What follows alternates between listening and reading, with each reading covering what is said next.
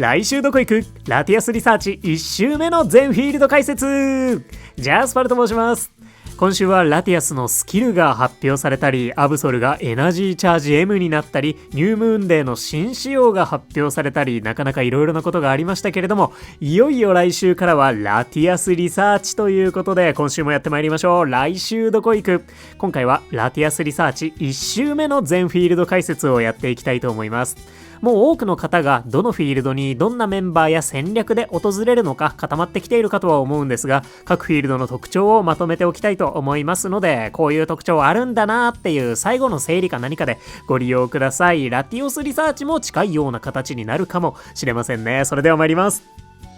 それではまずは来週の予定をざっくりと確認しておきましょう。来週はラティアスリサーチ1週目がございます。開催フィールドは若草、ラピス、アンバー、若草 EX の4フィールドとなっていて、ボーナスは得意なものスキルのポケモンのスキル確率 1.25 倍、スキルレベルプラス2、最大所持数プラス8個、通常のお手伝いで集める食材プラス1個が追加されます。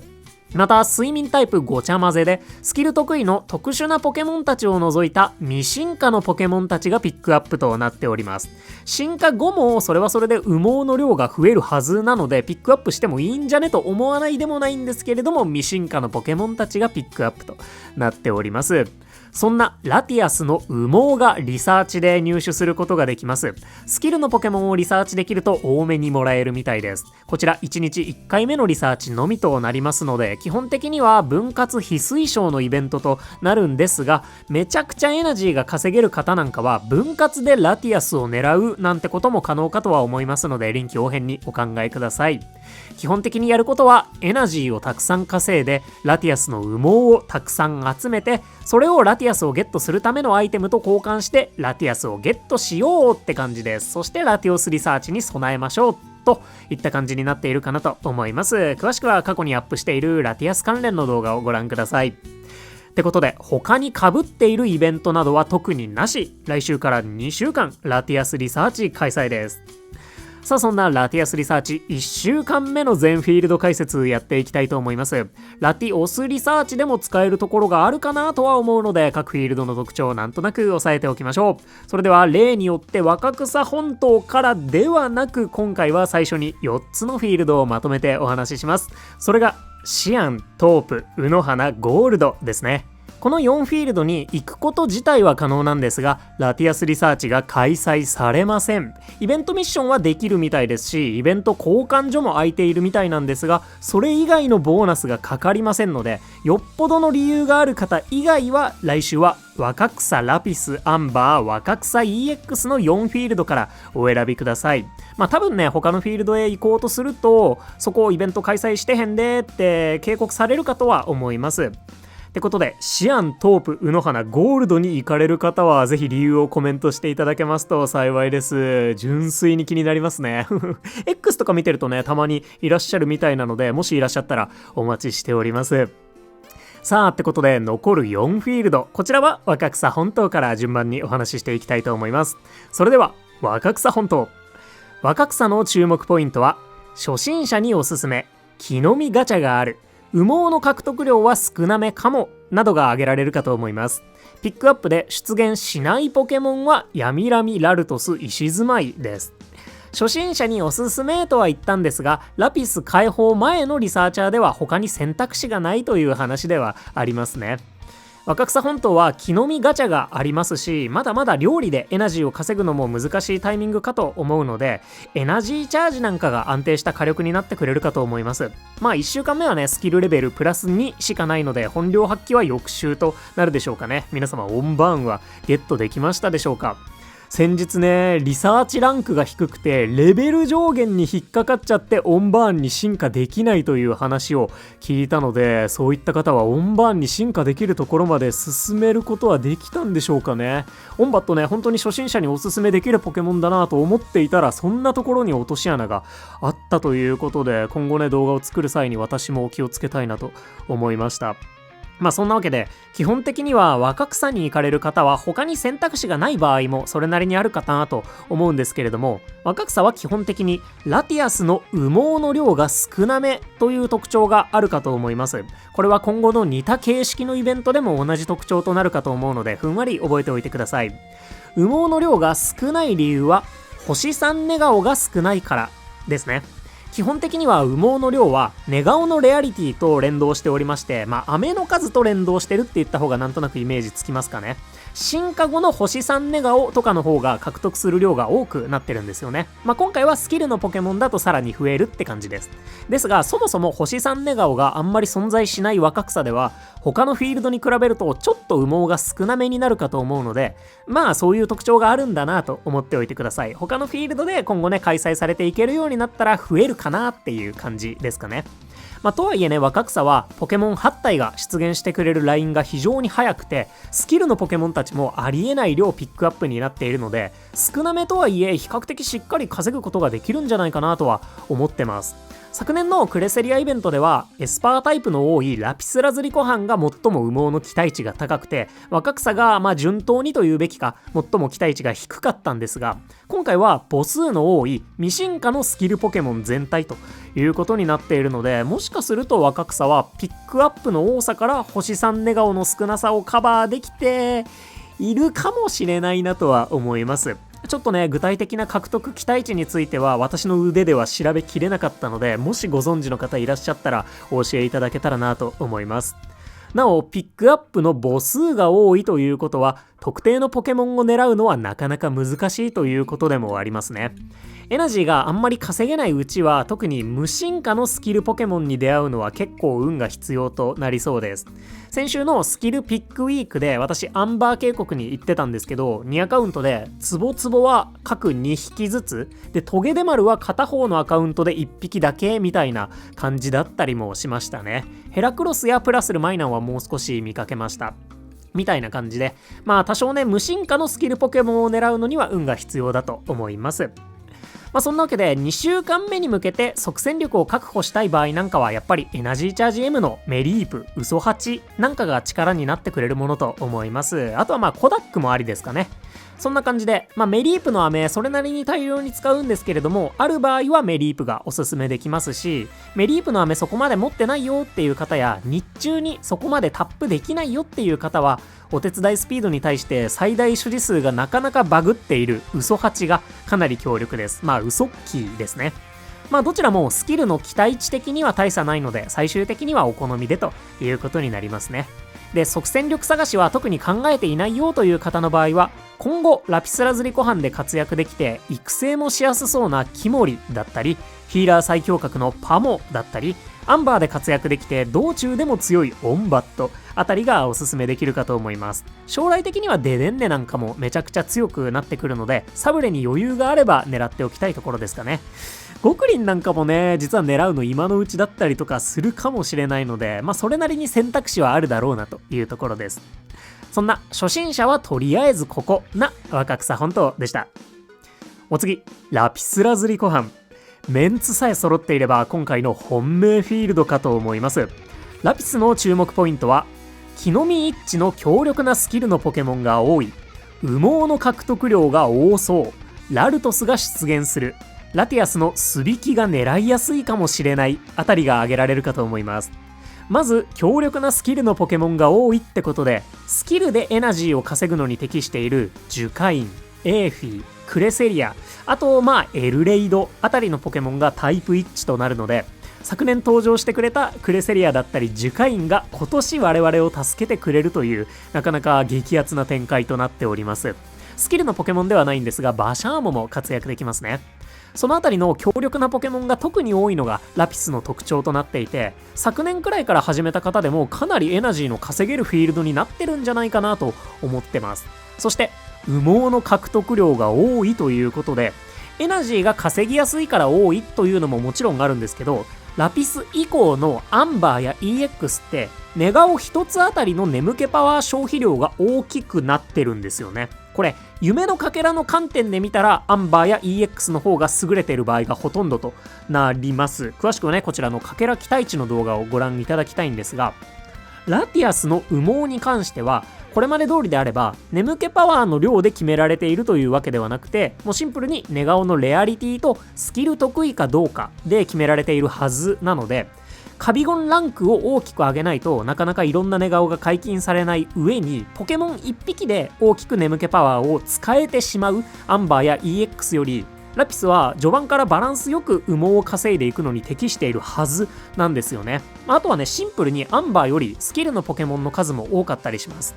ピックアップで見るとラティアス込みで12匹ピックアップされているラピスと11匹のアンバーでそこまで差がないように感じるんですが、進化後のポケモンたちまで含めると24種と16種なので、アンバーってラピスの3分の2しかスキルのポケモンがいないんですよね。無進化ばっかりなんですよね。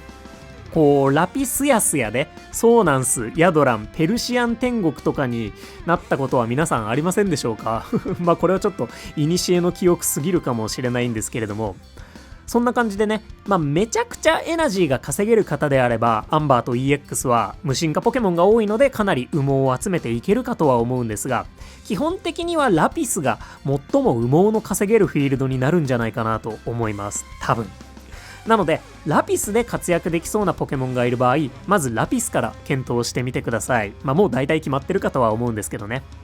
そしてラルトスが出現するというところで、ラルトスは若草 EX にも出現しますし、そちらでもスヤスヤの絶食枠に入ってくれているので比較的出会いやすくはあるんですが、さすがにラピスの方が出現しやすいようですし、準フィールド専用ポケモンなので、特にね新規で始めた方なんかはピックアップされているこの機会に狙ってみるというのもおすすめですね。サーナイトは元気オール最強のポケモンとなっていて、エルレイドはお手伝いサポート最強のポケモンとなっています。果たしてメガエルレイドの特性は切れ味に変更されるんでしょうかね、というポケモンチャンピオンズの余談はさておき、2体とも全ポケモン中でも屈指の性能を誇っているポケモンとなっているので、無課金であってもゴリゴリにおすすめできるかなと思います。ゲットさせて即戦力にできるというのもパモさんにはない魅力となりますね。そして最後にラティアスの素引きが狙いやすいかもしれないということで、ここはねかなり無課金的な視点になってしまうかもしれないんですが、ラティアスって基本的にはお香で呼び出すことでゲットを狙っていくような感じになっているんですが、課金パックとかを買わない限りは初日2日目とかってまだ羽毛が全然手に入っていないので、サブレを準備してある状態でお香で呼び出すってするのがちょっと難しいと。またラティアスもできる限りレア度の高い寝顔を見られた方が羽毛のキャッシュバックも大きくなったりリサーチ報酬も大きくなったりするので、できたら星2、3寝顔を狙いたいと。ちなみにスイ君の星2寝顔が 1.3 億ほどで、星3寝顔が 2.8 億ほどで、クレセリアの星2寝顔が 1.35 億ほどで、星3寝顔が 2.9 億ほどらしいので、ラティアスは星2が 1.5 億、星3が3億ちょっととかだったりしますでしょうかね。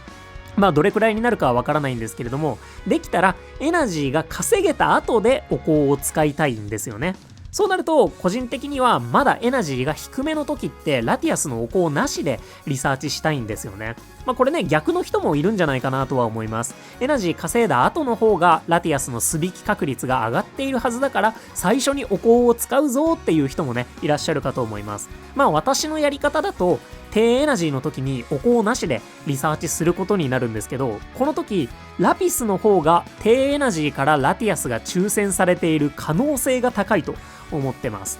というのもラピスでスイ君とクレセリアが出現するのがマスター3、およそ85万エナジーほどらしいんですけど、仮にじゃあラティアスが1個上のマスター4、96万エナジーくらいから出現するとしましょう。でこれアンバーになるとエンテイの出現がマスター1、およそ133万エナジーからで、ラティアスがマスター2からの出現だった場合およそ149万エナジーからとなるので、ラピスよりも50万エナジーくらい稼がないとそもそも寝顔が解禁されていない、リサーチで抽選されないっていうことになっちゃうんですよね。ちなみに EX だとクレセリアたちがハイパー4からになるので、ハイパー5からだとするとおよそ180万エナジーくらいからになります。ラピスのざっくり2倍くらいってことで、ラピスの方が低エナジーでもラティアスに出会える可能性がありそうなので、人によっては初日2日目のリサーチからお香なしでラティアスの抽選を受けられるかもしれないってことで、そういう面でもラピスはイベントとの相性がすこぶるよかろうと思ってます。そんなわけでラピスは特に相性のいいポケモンがいれば後発勢であってももちろん初期勢でもバランスよく遊べるおすすめフィールドと言えるんじゃないかなと思ってます。唯一の欠点はリサーチの頭打ちが早めなところで、4億眠気パワー以降とかになってくるとかなり眠気パワーをロスとしやすくなってくるんですが、そこまで素早くエナジーを稼げる方であればそれはそれでイベント2周目の準備に切り替えてもいいでしょうし、分割睡眠でラティアスの素引きを狙ってもいいでしょうし、イベント的にはかなりやりようがあるなと思うので、夢のかけら的にはそんなに美味しくないというだけで、やっぱりおすすめ度は頭一つ抜けているように思いますね。なんかね、ここまで相性いいと来年はさすがにラピス以外のフィールドで伝説のポケモンイベントやるんじゃないかなというような気もしますね。どうなるでしょうかね。そんなわけであらゆる理由から多くの方におすすめできそうなおすすめ度ナンバーワンフィールド、ラピスラズリコハンでした。お次、アンバー渓谷。アンバーの注目ポイントは無進化ポケモンが多い、石住まいが出現する、料理と相性のいいスキルのポケモンが多いあたりが挙げられるかと思います。アンバーはどちらかというと厳選メインで行きたくなる、そんなフィールドなのかなと思ってます。ここにしか出現しない石住まいをはじめ、ツボツボ、ヘラクロス、プラスル、マイナン、トゲデマルあたりを狙ったり、オンバットの育成のために飴を集めたりするのに適している、そんな印象です。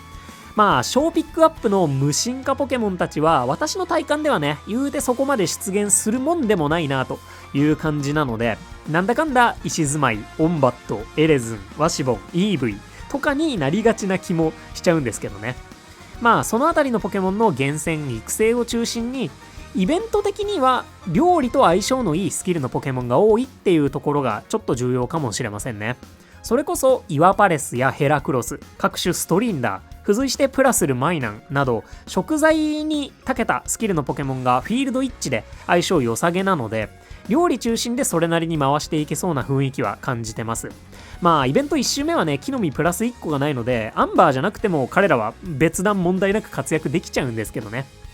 2週間連続開催のイベントとなるので、食材方面のスキルが使えるポケモンたちは食材の息切れを防いでくれて長期戦に向いてるんじゃないかなと思ってます。シンプルにエナジーを稼ぐ方向で相性がいいスキルのポケモンはオンバーンとラティアスとかになってきそうなんですが、ラティアスはね、食材次第では即戦力になってもらえる可能性は感じてます。で、オンバーンが強いのは2週間目の木の実プラス1個があるタイミングかと思うんですが、木の実の強さは結局レベル次第みたいなところがあるかなと思うので、